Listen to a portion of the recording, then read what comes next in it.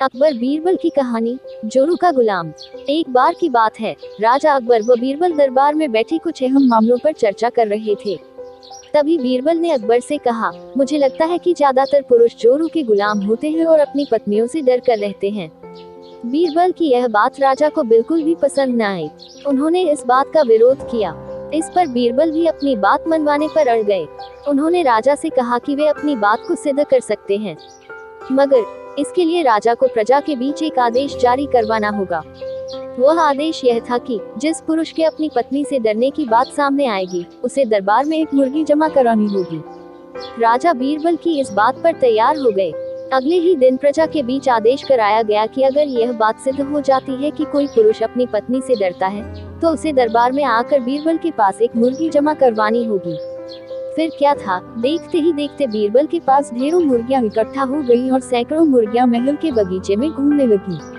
अब बीरबल राजा के पास पहुंचे और बोले, महाराज, महल में इतनी मुर्गियां इकट्ठा हो गई हैं कि आप एक मुर्गी खाना खोल सकते हैं, इसलिए अब आप इस आदेश को वापस ले सकते हैं। मगर महाराज ने इस बात को गंभीरता से नहीं लिया और महल में मुर्गियों की संख्या धीरे धीरे और भी ज्यादा बढ़ने लगी। इतनी अधिक मुर्गियां महल में जमा हो जाने के बाद भी जब राजा अकबर बीरबल की बात से सहमत नहीं हुए, तो बीरबल ने अपनी बात सिद्ध करने के लिए एक नया उपाय निकाला। एक दिन बीरबल राजा के पास गए और बोले, महाराज, मैंने सुना है कि पड़ोस के राज्य में एक बहुत ही खूबसूरत राजकुमारी रहती है। अगर आप चाहें तो क्या मैं आपका रिश्ता वहाँ पक्का कराऊं? यह सुनते ही राजा चौंक उठे और बोले, बीरबल, तुम ये कैसी बातें कर रहे हो? महल में पहले से ही 2 महारानियां मौजूद हैं। अगर उन्हें इस बात की भनक भी लगी तो मेरी खैर नहीं होगी। यह सुनकर बीरबल ने तपाक से जवाब दिया, चलिए महाराज, फिर तो आप ही मेरे पास 2 मुर्गियां जमा करा ही दीजिए। राजा बीरबल का ऐसा जवाब सुनकर शर्मा गए और उन्होंने अपना आदेश उसी वक्त वापस ले लिया।